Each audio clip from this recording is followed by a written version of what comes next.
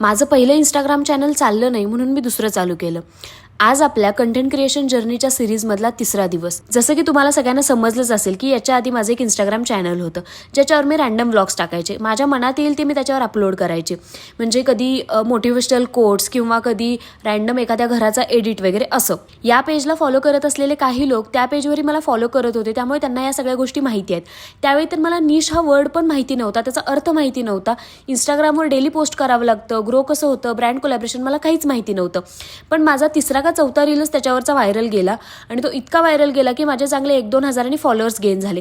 त्यावेळी मला समजलं की आपल्याला कन्सिस्टन्सी ठेवायची गरज आहे. म्हणून मी परत डेली पोस्ट करायला चालू केलं.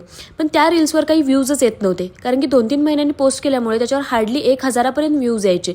म्हणून मला खूपच डिमोटिवेट झाल्यासारखं झालं. म्हणून मी पार्थला म्हटलं की हे चॅनल मी बंद करते आणि मी नवीन चॅनल चालू करते.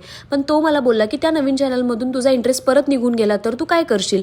पण मी त्याला म्हटलं की हे माझं चॅनल शेवटचं असेल, याच्यावर जर काहीच झालं नाही ना तर मग मी हे चॅनल पण बंद करून मी इंस्टाग्रामवर कंटेंट क्रिएशन करायचं बंद करून टाकेल. यावर जो मी पहिला रील टाकला ना त्याला फक्त 2000 व्ह्यूज आले होते, पण मी त्यात पण खुश होते कारण की त्याच्यानंतर माझे 100 फॉलोअर्स झाले टोटल आणि हळूहळू फॉलोअर्स वाढत गेले, व्ह्यूज पण चांगले येत गेले आणि आता या चॅनलला रीच पण चांगली आहे. तुम्हाला जेव्हा वाटेल ना तीच तुमची सुरुवात असते. भेटू या सिरीजच्या नेक्स्ट एपिसोडमध्ये. Bye bye.